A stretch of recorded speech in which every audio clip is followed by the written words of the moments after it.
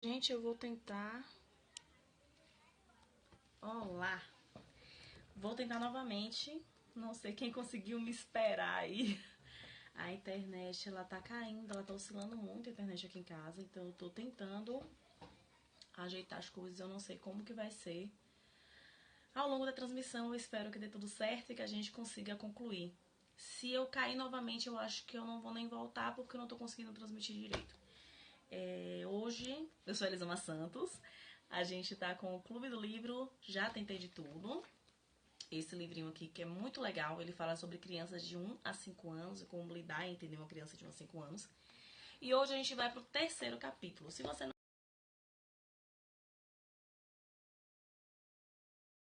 assistiu e assistiu os 2 primeiros vídeos, que vale super a pena. São muito legais. E agora a gente vai falar sobre a fase do não. É a fase que a criança entra a partir de 1 ano e meio. E é aquela fase em que ela costuma dizer muito não para os pais. E que ela desaba muito facilmente, ela chora, ela grita. E a gente normalmente não entende as emoções da criança dessa idade. A gente acha que tudo é exagero, que a criança começa a ficar teimosa, que a criança está começando a ficar desobediente, que a criança está começando a ficar um tanto desagradável. A gente começa a gente para de reconhecer o bebezinho e já não reconhece aquela criança que começa a ficar desafiadora. E oi, oi. E é uma fase muito interessante. E esse capítulo do livro, eu acho ele fantástico. Eu tava lendo, dando uma estudada, que bom, tá? Eu tava dando uma estudada no capítulo antes de ler e eu queria grifar o capítulo inteiro e ler ele inteirinho pra vocês, porque ele vale muito a pena. Quem não tem um livro, compre, que ele é muito legal. Enfim, nós começamos a falar agora, ela começa a falar que a criança de 1 ano e meio, ela começa a ter a mobilidade maior e um controle maior sobre as coisas que ela vai começar a fazer. E ela já tem um controle maior sobre o próprio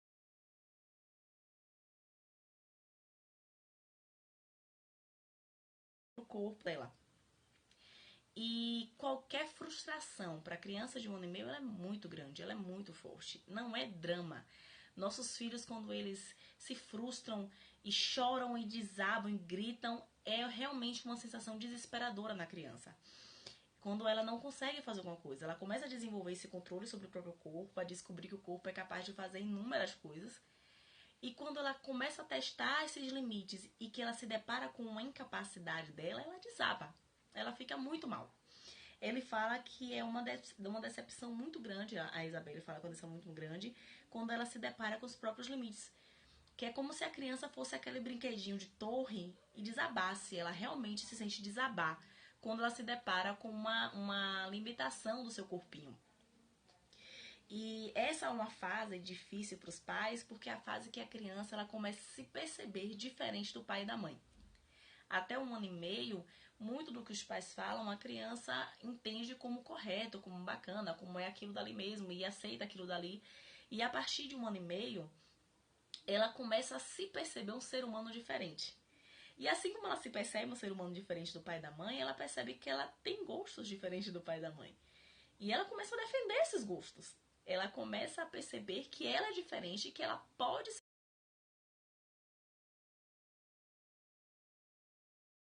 diferente. Para mãe e para mãe, ela não está simplesmente te dizendo não. Ela está dizendo não, eu não sou igual a você, eu sou diferente de você e eu quero algo diferente de você. Eu não sou um prolongamento seu.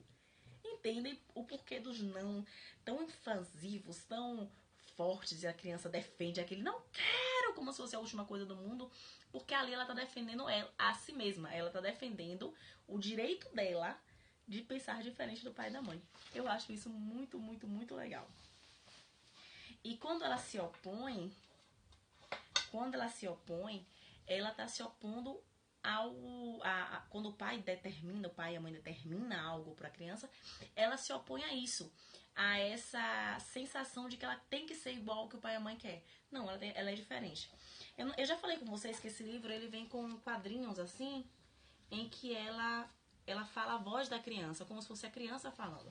E eu gosto de ler esses quadrinhos para vocês, porque eu acho que nada que eu fale vai ser tão fiel ao que ela escreve. Então eu vou ler. Quando digo não, Quando eu digo não quero colocar essas botas, a mãe tá falando pra criança colocar uma bota. E quando ela fala, não, quando eu falo que não quero colocar as botas, você acha que eu tenho um problema com as botas. Mas, na verdade, elas não são um problema. A questão é que quando você diz coloque as botas, eu não posso colocá-las, senão eu me anulo. Quando você me obriga a ter uma impressão de que não quer que eu exista, que você que não quer que eu seja eu. Eu acho muito legal esse pedacinho. O que ela quer dizer é que para a criança defender o ponto de vista dela é muito importante. Porque ela está se descobrindo diferente dos pais. Ela precisa defender isso. Ela precisa falar para os pais, eu sou assim, entendeu? Eu quero isso aqui. E toda vez que a gente força, que a gente fala, coloque, você está chamando seu filho para briga. Se ela quer se firmar com uma pessoa diferente e você faça, a opção que ela vai ter é o quê? Obediência ou insubordinação. Ela vai gritar para você falar, não, eu vou te enfrentar, eu não vou fazer assim. E para a criança, quando você determina que ela obedeça a criança de 1 ano e meio, entre 1 ano e meio e 2 anos, você está pedindo que ela se anule e ela não vai se anular. Ela está numa fase de se afirmar, ela está numa fase oposta a obedecer. Ela está numa fase de falar, não, eu vou fazer diferente do que você quer. E é isso que acontece. E quando a gente grita com ela, fala, poxa, você, eu tô falando, mandei você botar a bota, por que você não colocou? Ela entende, minha mãe não gosta de mim. Porque a questão no momento não é a bota, é o ela querer diferente. E se eu brigo por causa da bota e continuo brigando, você deveria fazer assim, você não quer fazer assim, etc e tal. A criança vai entender, poxa, minha mãe não me ama mais, a minha mãe não gosta de mim. E o que ela fala é que a criança, nesse momento, o que ela faz é defender a frágil identidade que ela tem. Ela ainda está formando a identidade, ainda está formando quem ela é. Ainda é uma formação frágil, uma formação que está no início, e ela precisa defender isso. E agora ela dá dicas, depois dela falar que a gente não, com o porquê da ordem para a criança vai vir com não, quase que sempre. Ela fala como a gente pode evitar dar ordens. Ela fala que a gente deve consolidar associações. E os exemplos são, se vai chover, o que é que você tem que colocar, filha? Quando chove a gente usa o quê? A bota. Para a criança, ela mesma considerar e lembrar que associar uma situação a uma determinada ação e a gente não precisar mandar. Por exemplo, chega no final da noite, meus filhos, no finalzinho da tarde, quando começa a escurecer, Miguel já associou que o final da tarde é a hora dele tomar banho, dele comer, tomar café, tomar banho, vestir o pijama e dormir. Então ele já sabe, tá escurecendo, depois do banho agora é o pijama, né, mamãe? Você falar essa rotina pra criança sem um tom de ordem, você tentar fazer com que ela associe as ações a determinadas situações, te evita você ter que dar ordem, porque ela vai entender, poxa, isso quando de manhã a gente faz o quê? De manhã a gente escova o dente, né, filho? Pronto, acordou, ela vai saber que de manhã é o horário que ela deve pegar a escova e escovar o dente. Entendeu? Assim, a gente não precisa mandar tudo. A gente pode criar aquela rotinazinha e falar, olha, de manhã a gente faz o quê? Depois do almoço a gente faz o quê? E de tarde? E a criança ir associando o que ela deve fazer, a gente não vai criar essas enfrentações diárias. E ainda nessa coisa de consolidar associações, da gente criar rotina. A rotina para a criança é muito importante para ela ter um mínimo de previsibilidade no dia dela. Ela não consegue projetar o futuro, mas quando você inicia uma rotina, ela começa a se lembrar daquela rotina do que normalmente acontece quando vocês fazem isso. Perceba que a criança ela aprende uma rotina muito fácil. Se você for num shopping, e aí você, no caso de Miguel, é pão de queijo. Eu dei pão de queijo a ele uma vez. No outro dia, quando a gente foi de novo, mamãe, o pão de queijo. Ele associou imediatamente o shopping ao pão de queijo. E ele criou aquela associação e quando ele chega no shopping ele fala, mamãe, pão de queijo. Tem dia que eu falo que eu dou, tem dia que eu não dou. Mas o que eu quero dizer é que a rotina, eles conseguem criar essas associações. Eles ligam esses pontinhos no dia. E se a gente cria a rotina, a gente está facilitando e está evitando o enfrentamento. A gente está evitando aquele conflito com a criança que muitas vezes não vai gerar nada de tão bom. Não que conflitos sejam ruins, eu não acredito que conflitos sejam ruins. Eu acredito que conflitos são uma excelente oportunidade da gente entender o ponto de vista do outro. Mas no caso da criança, que ainda não tem essa capacidade de estar entendendo o nosso lado no conflito, é melhor a gente evitar dessas formas. Ela fala que você dar um mínimo de escolha para a criança é essencial. Aqui eu fiz muito isso. A gente em casa tem 2 banheiros. E eu normalmente pergunto, amiga, quando eu quero tomar banho, filho, você quer tomar banho em qual banheiro? No de cá ou no de lá? Uma mãe de uma reunião que eu fiz uma vez, ela me disse que a casa dela também tem 2 banheiros e que ela botou número na porta dos banheiros E ela fala, e aí, filho, hoje o banho vai ser onde? No 1 ou no 2? E só essa ideia de que ela tá escolhendo, que a criança tá escolhendo, já faz da criança, já dá à criança um mínimo de a mínima sensação de que ela mandou naquela situação, sabe? Que ela pôde ser quem ela é, que ela pôde escolher da forma que ela quis, ela não teve que ser uma extensão do pai e da mãe. E isso já enfrenta, eles estão nessa idade de autonomia, dá um mínimo de autonomia, um mínimo de escolha, faz muito bem.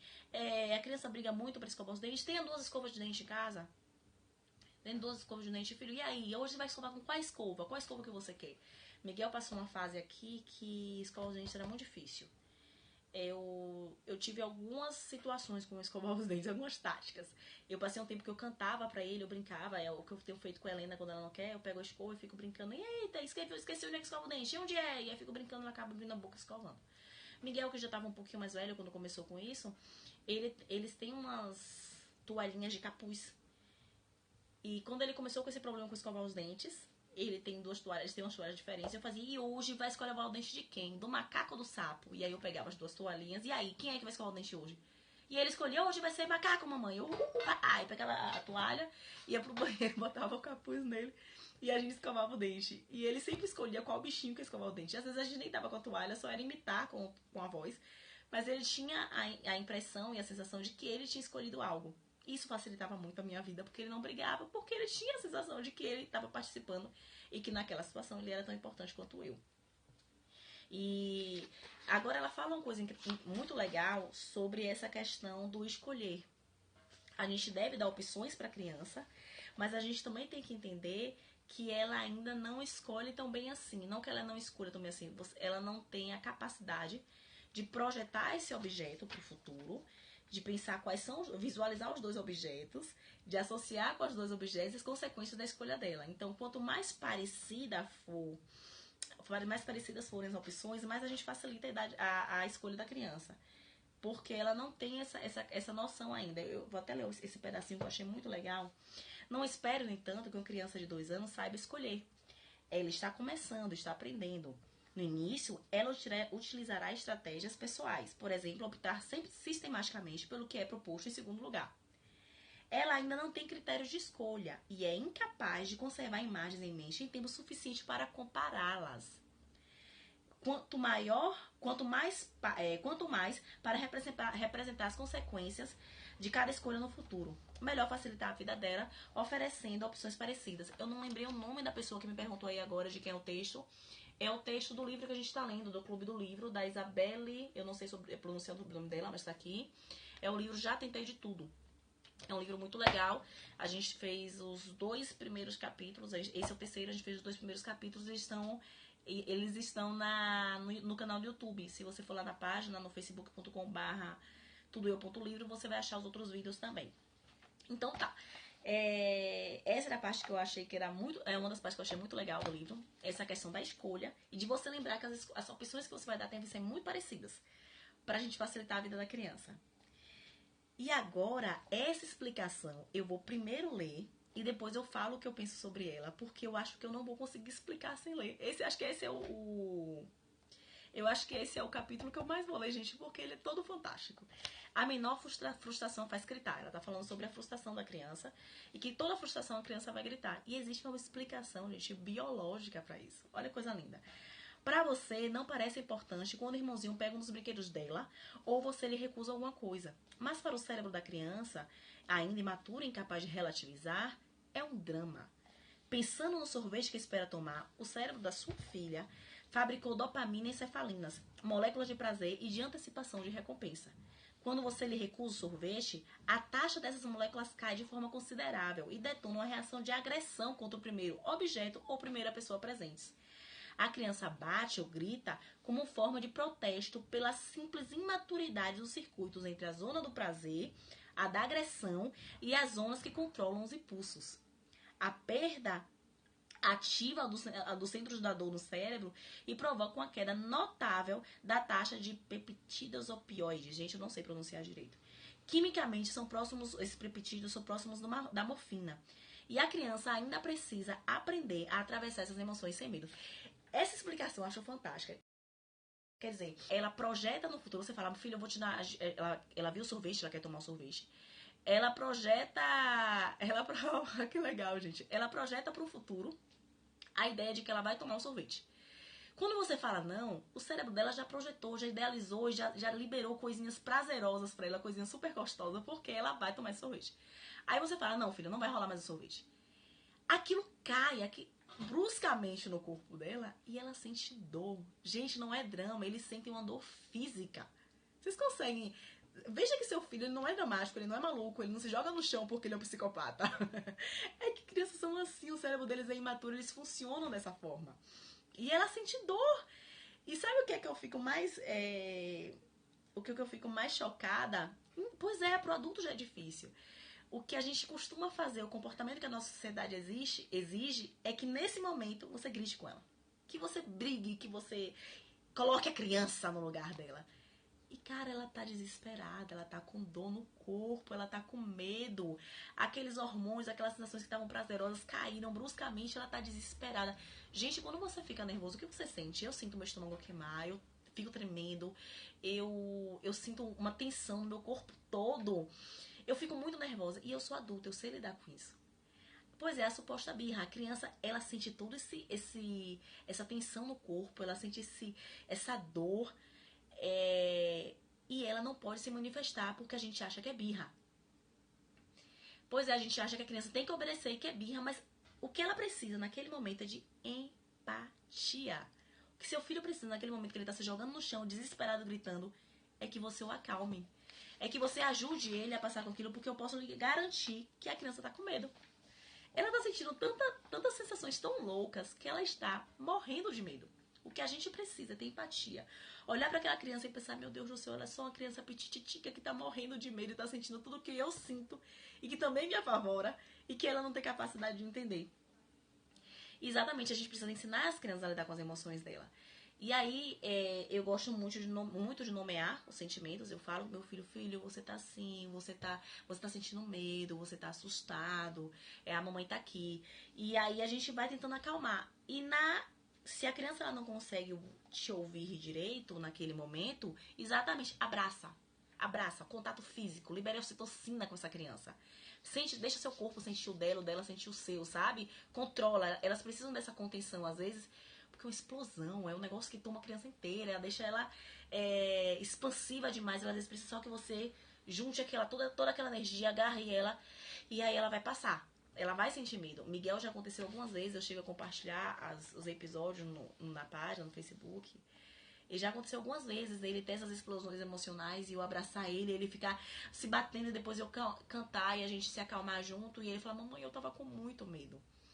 Porque ele já tem 3 anos, ele já sabe falar que ele tava com muito medo. E eu imagino que sejam realmente situações desesperadoras pra criança.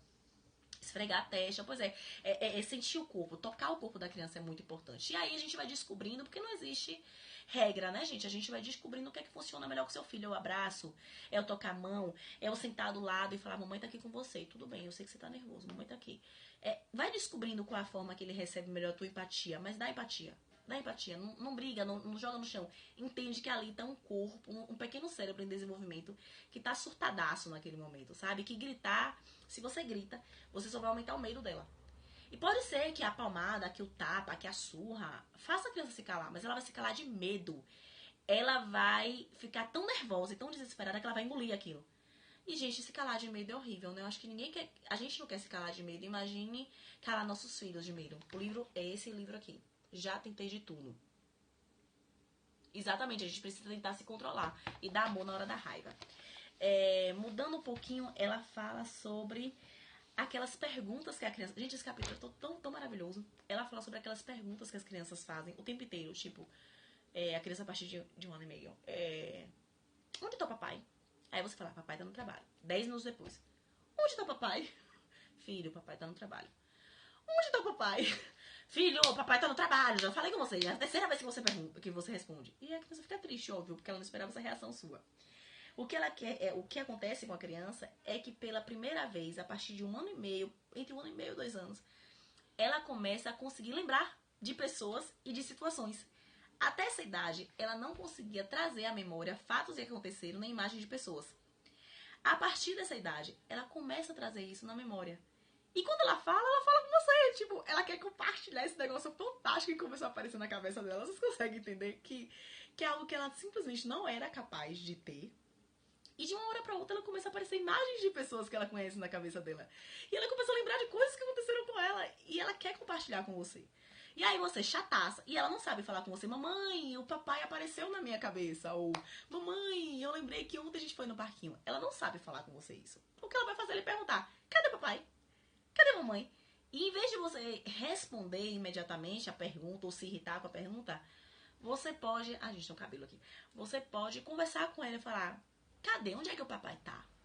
E aí fazer ela ir lembrando: papai, no trabalho. Isso, o papai tá no trabalho.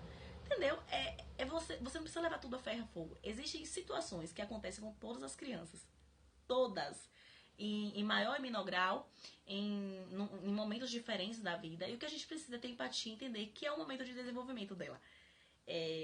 Vamos partir para outra coisa. Gente, eu tô andando um pouquinho mais acelerado porque meus últimos periscópios do livro ficaram muito grandes. E eu acho que o periscópio me corta no final. E eu pretendo falar até o final dessa vez. Então eu vou tentar economizar as palavras. Uma outra coisa que ela fala é que a gente tem costume de falar que a criança, a partir dessa idade, faz muita bobagem. Derruba as coisas, quebra as coisas. E a criança dessa idade,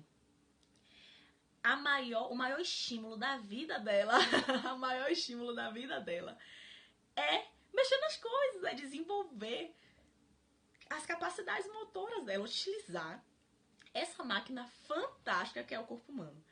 Eu quero lembrar pra vocês que a gente já se acostumou com o nosso corpo. Então a gente pouco experimenta, né? A gente pouco experimenta as nossas capacidades. Mas pra criança, o corpo é algo muito legal.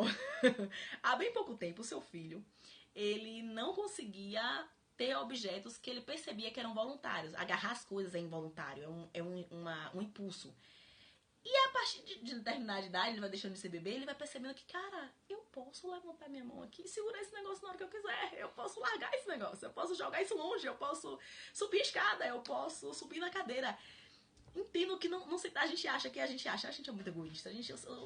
O adulto acha que tudo se refere a ele, né? E a criança, ela só está testando o próprio corpo. Ela só está aprendendo a usar esse brinquedo maravilhoso que ela ganhou de presente, que é o próprio corpo. Então, testar as próprias capacidades é algo essencial para a criança. É algo que ela precisa fazer. Então, quando o seu filho quebra as coisas, quando ele derruba, quando ele mexe, ele está testando as capacidades dele, ele está indo além. E ela não consegue ligar a ação ao resultado. Então, ela ainda não sabe que se ela mexer ali, ela vai derrubar esse livro e vai quebrar e você vai ficar chateado. Ela não consegue fazer essa ligação. O cérebro dela ainda não está nesse ponto. E ela também não lembra da bronca que você deu a ela até você repetir. Então, assim, digamos que hoje minha filha derrubou um caderno, algo que eu deixo em determinado lugar e falou: filha, não mexe aqui, por favor, mamãe não gosta que mexa aqui.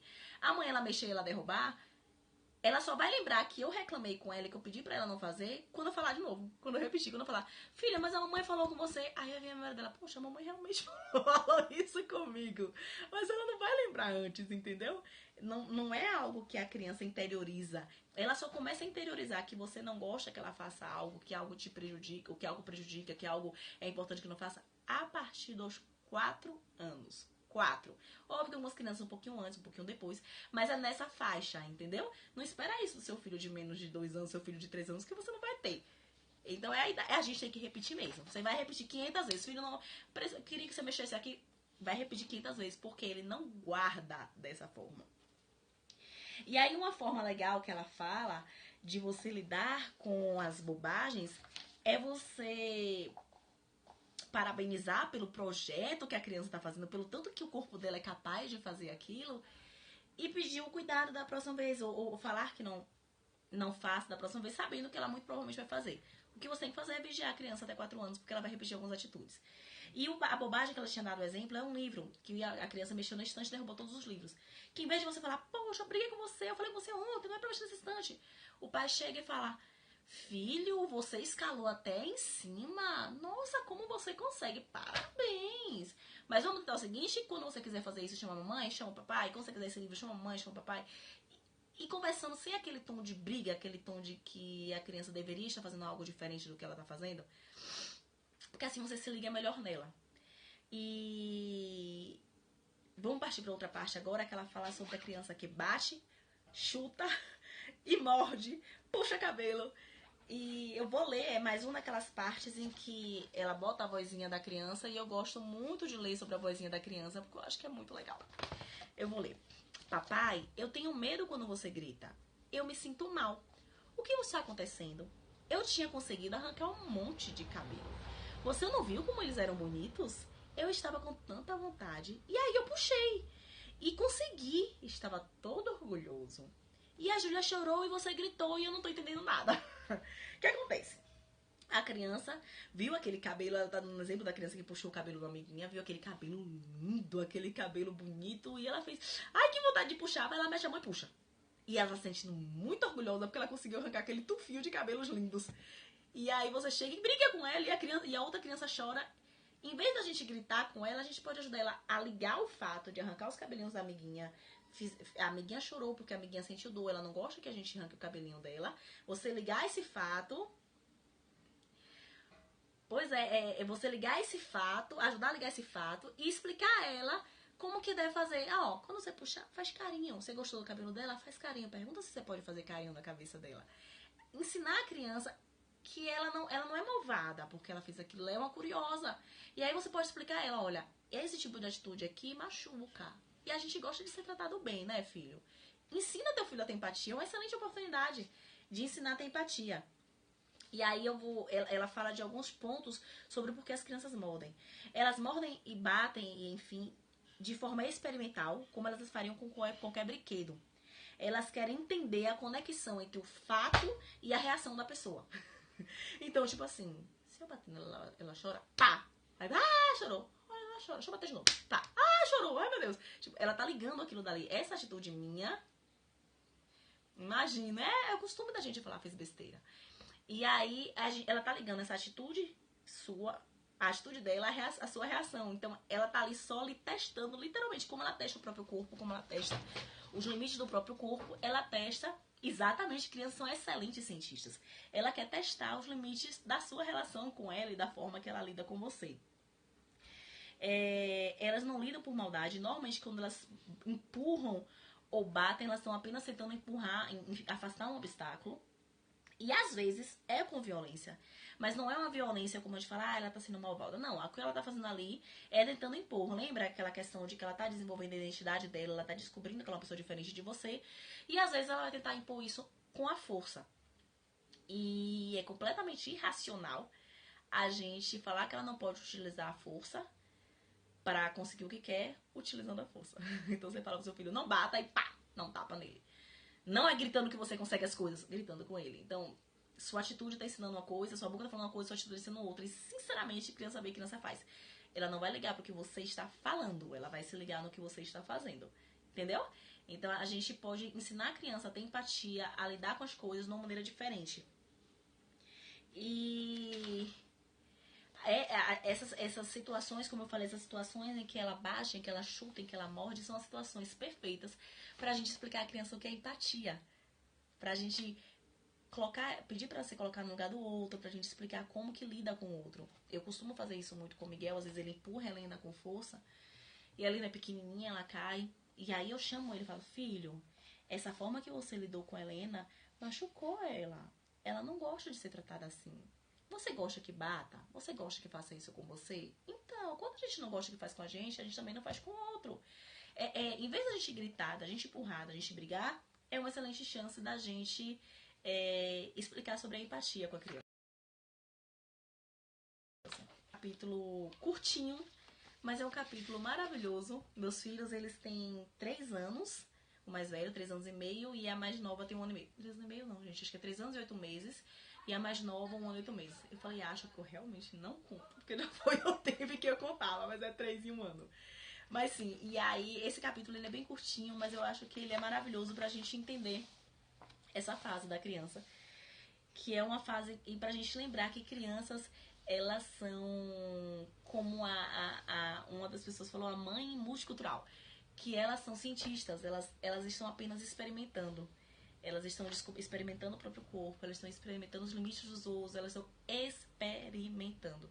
E o que a gente pode fazer é ensinar sem a briga, sem bater, sem desrespeito, sem rótulos. O nosso papel é lidar melhor com isso é lidar com isso de uma maneira carinhosa, de uma maneira amável.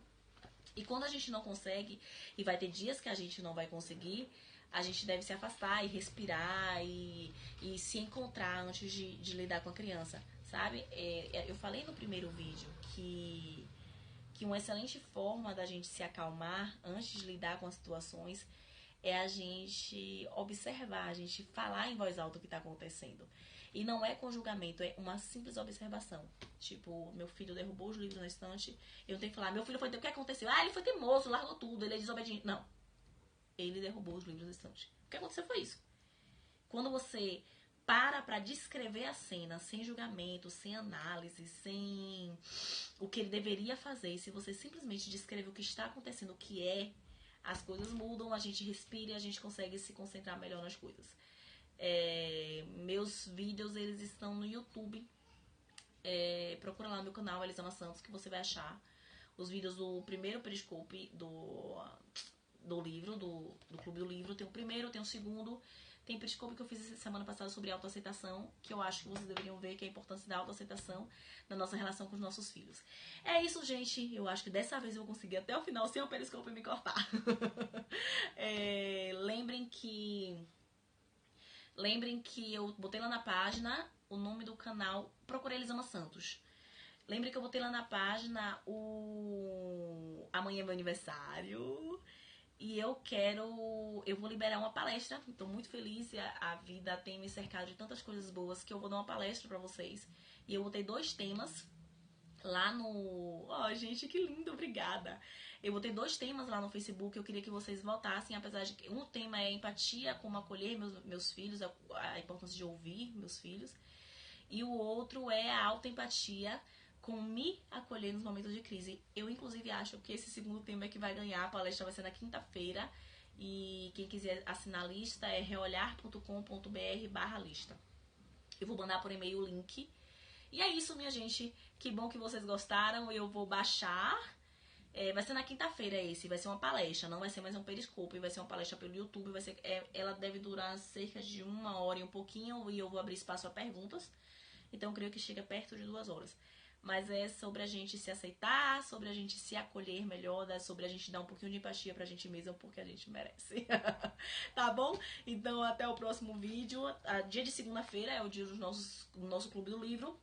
E ao longo da semana eu pretendo fazer outros vídeos de outros periscopes. Tá certo? Beijo. Até a próxima. Tchau, tchau. Sim, vai ser no canal. Eu vou mandar o link pro pessoal sobre a palestra. Vou mandar um link. Fique acompanhando, ou assina a minha lista, ou fique acompanhando lá no Facebook, que vocês vão saber melhor. Tá bom? Beijo, até a próxima. Obrigada pela participação, pelos lindos coraçõezinhos. Tchau!